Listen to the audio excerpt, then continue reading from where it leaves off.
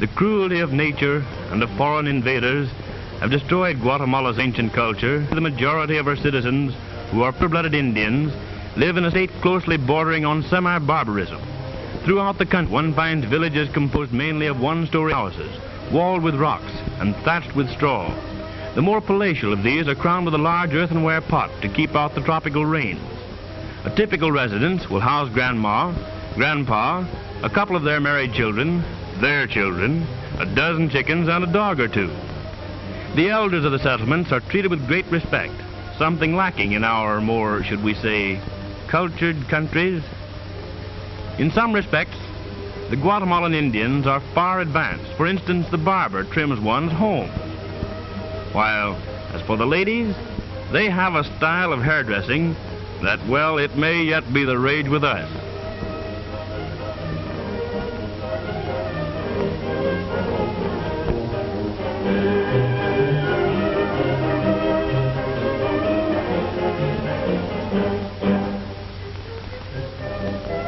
Hair and hat in one. Style plus economy. The Guatemalan women are the busy bees of the family, doing all the cooking and most of the other work essential to life. They are adept at making tortillas, that ancient ancestor of our own modern flapjack. This girl, well, she sure would collect crowds in front of a restaurant window.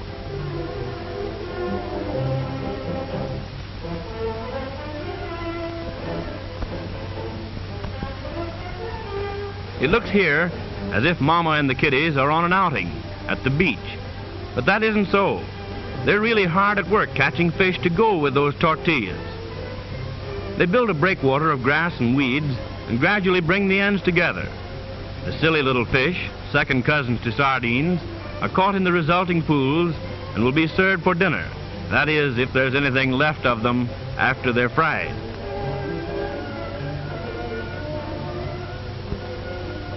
The men go duck hunting occasionally when a bit tired of tortillas and fish. Just try this method of catching ducks sometimes. First, locate your ducks, and then give chase in a duck-out canoe, throwing rocks at your prospective dinner every once in a while.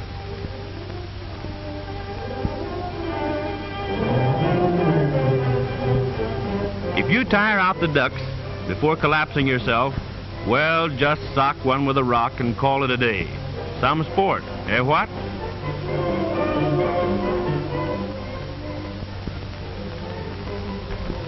In their spare moments, it might be said while resting, the ladies of the Guatemalan Indian households convert the wool from sheep, which they raise, into woolen thread, and then into cloth.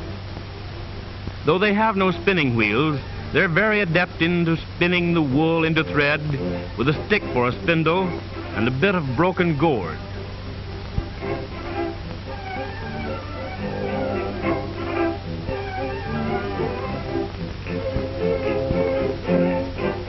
You might try this yourself sometime when you get tired of listening to the radio. The finished thread is dyed on racks and rolled into skeins prior to being woven into cloth for clothing or into rugs and blankets, which are eventually bartered in the nearby marketplace. With the crudest of looms, the girls fashion this material.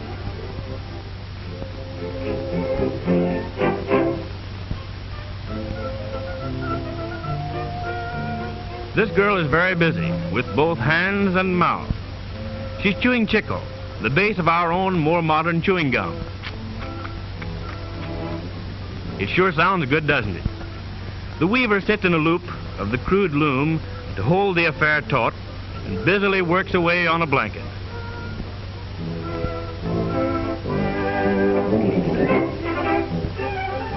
And here's the result of her work.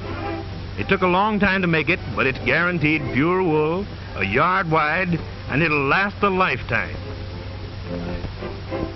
Though mules are used in transporting tobacco and coffee in bulk, the most common pack animal in Guatemala is the native Indian himself. Yes, indeed, Father does work at times, and here he is, several of him, on the way to market, with a load of pottery, blankets, cloth, and, well, what have you. The foundation for the pack is the cacast, resembling a music cabinet. which is carried on the back with the aid of a head strap. The average load is about 200 pounds for the men. Oh yes, the women carry packs too, though their packs are just a bit lighter, as, well, they generally have a baby to take along with theirs.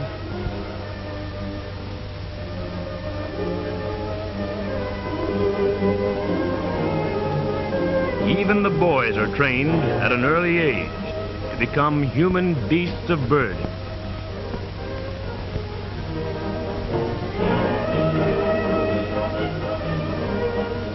Every community has its marketplace. Here, the caravan of two-legged mules finally arrives to trade its wares for necessities and luxury the natives are unable to produce at home. Here, all is commotion, with fruit vendors calling their wares, customers haggling over goods with merchants, acquaintances renewing old friendships and making new ones. It's just a short stroll from the hum and the buzz of the busy market to the big public drinking fountain in the plazas.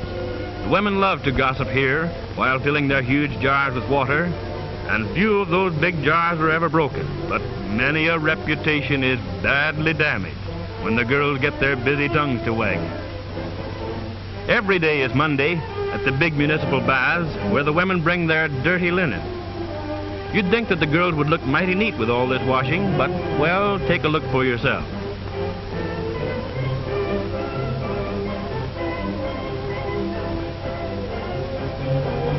You know it's against the rules, but when the custodian of the bath isn't looking, the girls take a shower occasionally. Very occasionally.